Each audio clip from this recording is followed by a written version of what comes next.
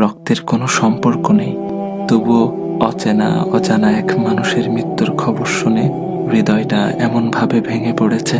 এই ব্যথা কি আগে কখন অনুভব করেছি? নিজেকেই প্রশ্ন করি। সব সম্পর্ক রক্তে বাঁধা থাকে না। কিছু মানুষ না জেনেই না চিনেই হৃদয়ের সবচেয়ে নরম জায়গায় স্পর্শ করে যায়, আর চলে গেলে রেখে যায় নামহীন এক দীর্ঘ কষ্ট।